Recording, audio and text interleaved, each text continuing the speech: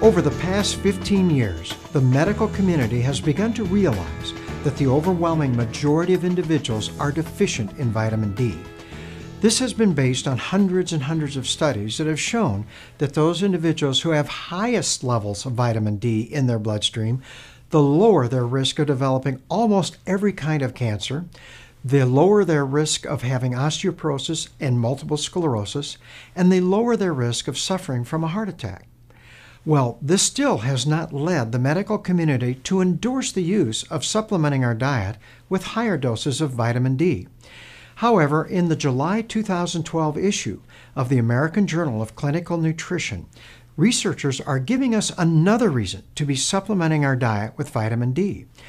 They concluded that those individuals who had the highest levels of vitamin D had the lowest risk of developing what we refer to as prediabetes.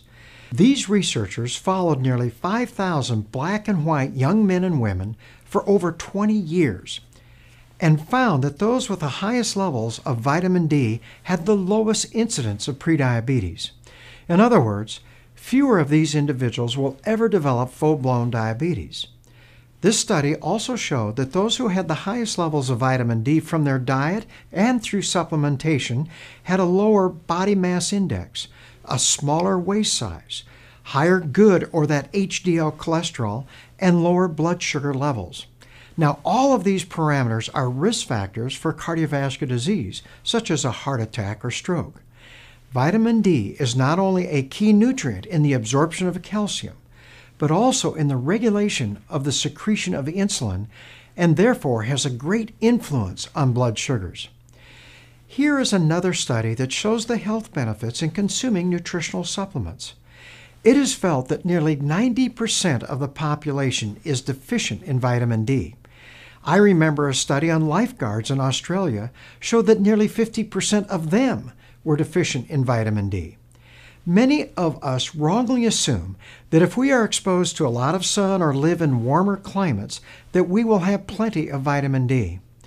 I strongly recommend to all my patients that they consider having a blood test to actually find out what their vitamin D blood level is. This test is called a 25-hydroxyvitamin D blood level. You will want to have your vitamin D blood level greater than 50 nanograms per ml and preferably above 60 nanograms per ml. These levels are very difficult to maintain without supplementing your diet, especially in the winter. This is why I recommend to my patients that they consume 1,200 IU to at least 2,000 IU of vitamin D3 each and every day.